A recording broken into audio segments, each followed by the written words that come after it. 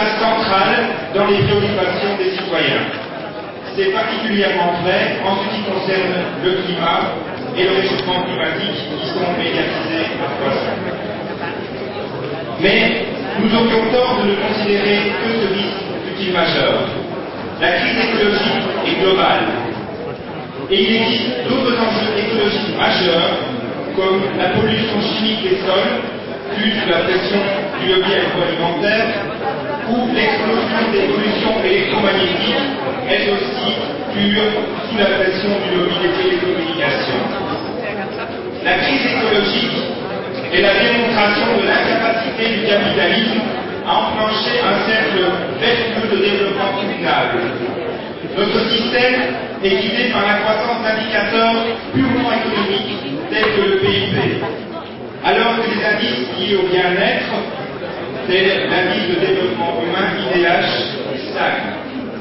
L'empreinte écologique des pays de l'Union européenne ne cesse de se dégrader. Les enjeux écologiques dépassent aujourd'hui largement le cadre des États-nations. Via sa politique agricole productiviste, via son refus de réguler l'activité économique à l'aide d'un acteur public fort, l'Union européenne joue un rôle central dans la démarche écologique actuelle. Le parti de la gauche européenne doit donc prendre à bras le corps la question écologique et proposer des solutions au niveau de l'Europe. Elle doit également pousser l'Union européenne à devenir un moteur au niveau mondial de la prise de conscience, mais aussi un moteur de l'action résolue face aux défis écologiques. Le PGE doit le faire en marquant très clairement ce qui fait la spécificité de sa vision écologique, celle d'une écologie sociale.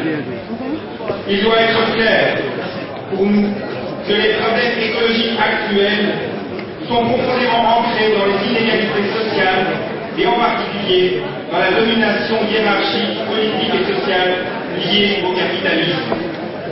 Contrairement à la vision réactionnaire de certains environnementalistes, il est évident pour nous que ce n'est pas le nombre de personnes, mais la façon dont elles interagissent ou sont amenées à interagir qui nous guide l'actuelle crise écologique. Et je voudrais faire aussi une petite parenthèse, car on peut faire un parallèle avec la crise sociale et avec la persistance d'un chômage massif dans de nombreux pays européens, causant une dégradation des conditions de travail et d'existence. Le problème n'est pas le manque d'activité économique, on n'a jamais sans produit, mais l'organisation de la production. La productivité n'est plus utilisée pour améliorer les conditions de vie en diminuant le temps de travail et en le partageant, mais pour faire exploser les bénéfices. Alors que les écologies classiques se concentrent sur la relation entre organisme et environnement, l'écologie sociale se préoccupe des relations entre les humains et leur environnement. La crise écologique ne peut être résolue via des actions individuelles comme la consommation éthique, même si celle-ci ne doit pas être dénigrée. Cela, c'est les réalités les plus précaires. Il convient au contraire de mettre en place une action collective, supportée par les États et nourrie par nos idéaux démocratiques et égalitaires. L'acteur premier de cette transformation écologique, ancrée à gauche, doit être la force publique. Nous devons défendre et promouvoir des services publics forts.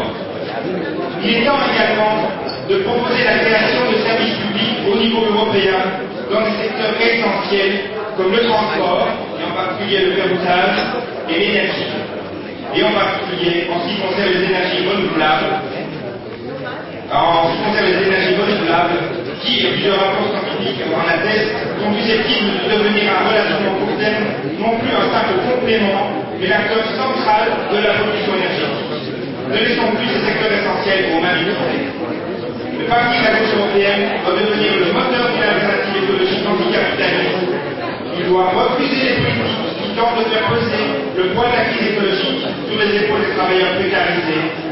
Les réponses aux challenges écologiques doivent constituer une occasion de diminuer les inégalités sociales et non de les accroître.